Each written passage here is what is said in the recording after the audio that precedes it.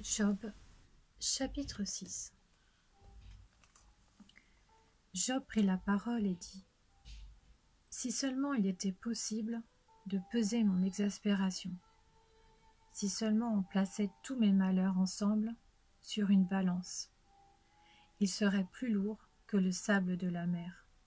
Voilà pourquoi mes paroles dépassent la mesure. Oui, les flèches du Tout-Puissant m'ont transpercé, et mon esprit en suce le venin. Les terreurs de Dieu se rangent en ordre de bataille contre moi. L'âne sauvage se met-il à braire quand il est près de l'herbe? Le bœuf se met-il à mugir quand il est près de son fourrage? Mange-t-on ce qui est fade, sans sel? Y a-t-il de la saveur dans le blanc d'un œuf?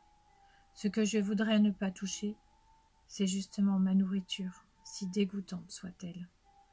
Si seulement mon vœu pouvait se réaliser, si seulement Dieu pouvait m'accorder ce que j'attends. Que Dieu consente donc à m'écraser, qu'il libère sa main et m'achève. Il me restera au moins une consolation, une joie, malgré la douleur dont il m'accable. C'est que jamais je n'ai négligé les paroles du saint. Aurais-je encore la force d'espérer?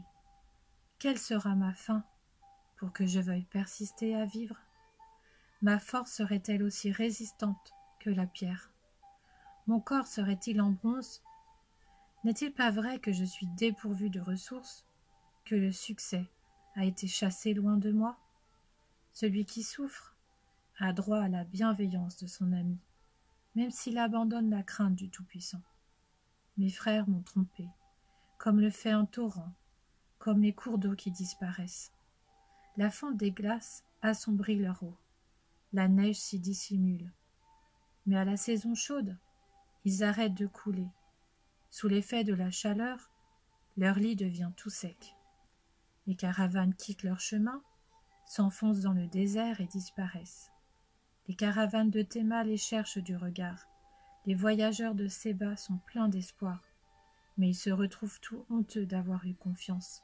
Ils sont tout désappointés quand ils y arrivent. De fait, maintenant, vous n'êtes pas vraiment présent pour moi.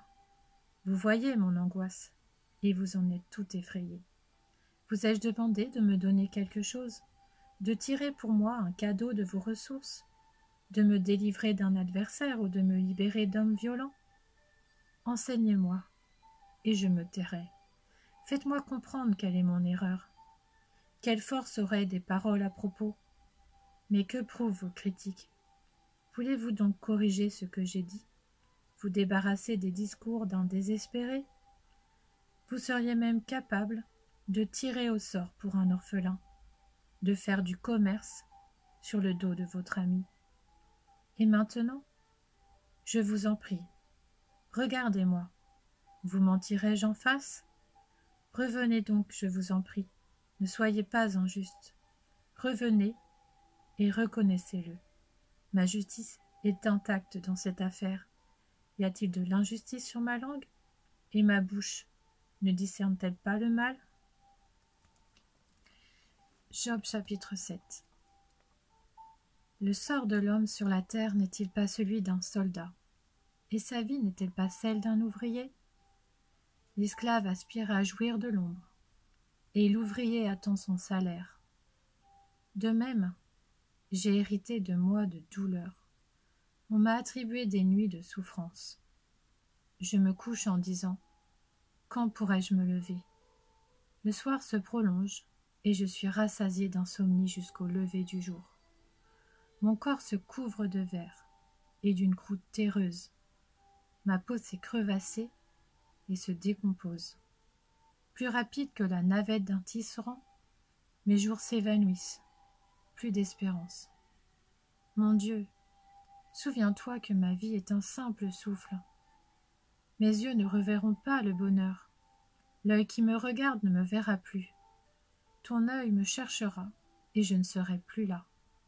Pareil à un nuage qui se dissipe et s'en va, celui qui descend au séjour des morts n'en remontera pas. Il ne reviendra plus chez lui, et son domicile ne le connaîtra plus. C'est pourquoi je ne me retiendrai pas. Je parlerai dans la détresse de mon esprit, je me plaindrai dans l'amertume de mon âme. Suis-je une mer ou un monstre marin pour que tu places des gardes autour de moi?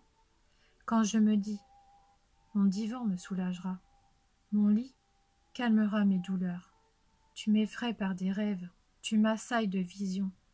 Je voudrais être étranglé, je voudrais mourir, plutôt que d'être réduit à l'état de squelette. Je suis dégoûté, j'en ai plus pour longtemps. Laisse-moi, car ma vie est sans consistance. Qu'est-ce que l'homme, pour que tu fasses tant de cas de lui, pour que tu lui portes tant d'attention, pour que tu le visites tous les matins, pour que tu le mettes à l'épreuve à chaque instant? Quand cesseras-tu de me fixer du regard? Quand me laisseras-tu le temps d'avaler ma salive? Si j'ai péché, qu'ai-je pu te faire, gardien des hommes? Pourquoi m'as-tu pris pour cible? Pourquoi te serais-je à charge? Pourquoi ne pardonnes-tu pas ma transgression et n'oublies-tu pas ma faute? En effet, je vais bientôt me coucher dans la poussière. Tu auras beau me chercher de bon matin, je ne serai plus là.